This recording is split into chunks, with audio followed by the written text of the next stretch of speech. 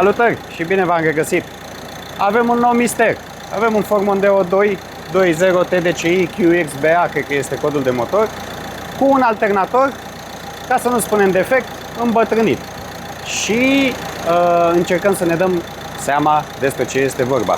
După ce ne-am lămurit că semnalul din partea calculatorului motor, adică o comunicare LIN, este prezentă și este într-o formă bună, mergem mai departe să înțelegem ce se întâmplă cu această mașină și de ce cu toți consumatorii porniți nu sare de 12,7-12,8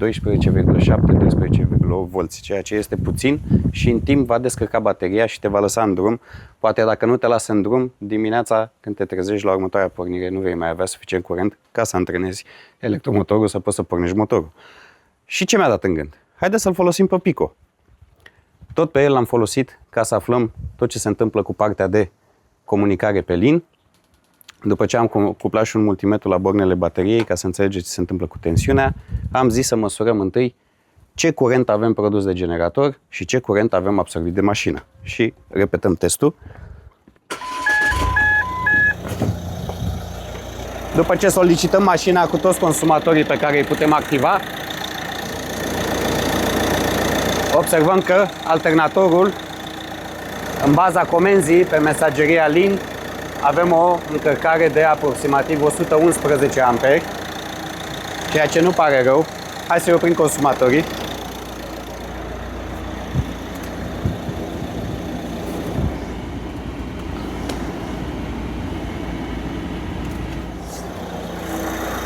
Și avem o încărcare de 21 de amperi. Cu motor pornit, fără accesorii, fără absolut nimic, este complet justificat. 13,23 avem tensiunea acum pe circuit. Repornim toți consumatorii.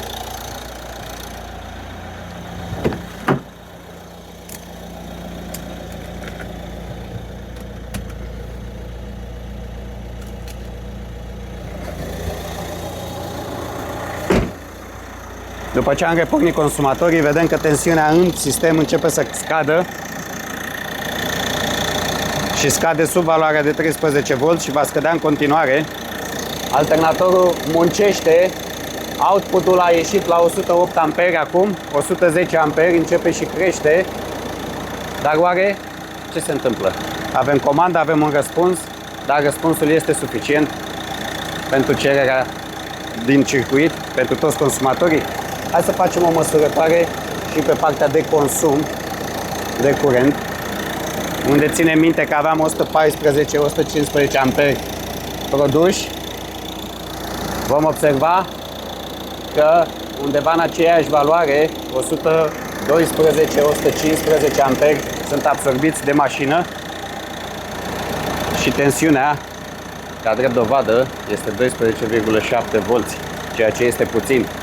Ce concluzie putem trage? Alternatorul, care are o capacitate de 150 de amperi, nu reușește să producă mai mult de 110-120 de amperi maxim. În condiții de ralanti, dacă turăm un pic motorul, nu se schimbă absolut nimic. Avem un output poate cu 50 amperi mai mare.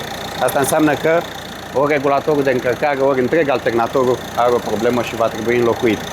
Din mesajul clientului, în care am avut o testare, nu știu unde, cu o comandă din exterior și alternatorul a încărcat cât i s-a solicitat, eu nu reușesc să demonstrez asta.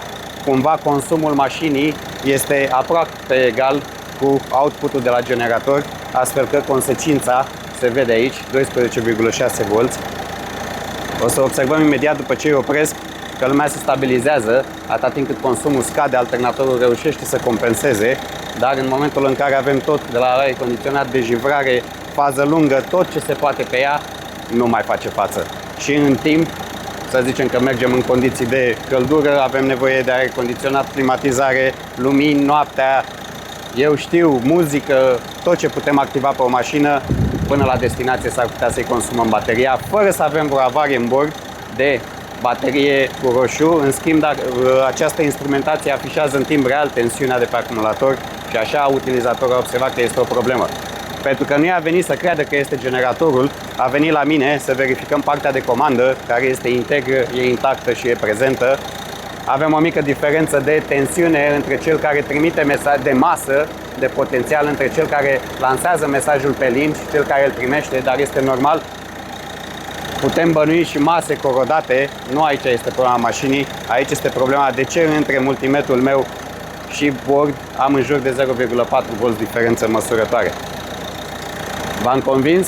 Este foarte simplu de dat seama, însă trebuie să fii un pic atent, să știi principiile și să ai cu ce măsura, astfel că verdictul este un alternator defect sau îmbătrânit. Eu recomand să fie reparat, sunt destul de sensibile în a găsi unul potrivit, compatibil. Dacă te-a pus să schimbi releul, s-ar putea să schimbi de 10 ori până nimerești unul bun. Ce să facem? Asta este, s-a stricat.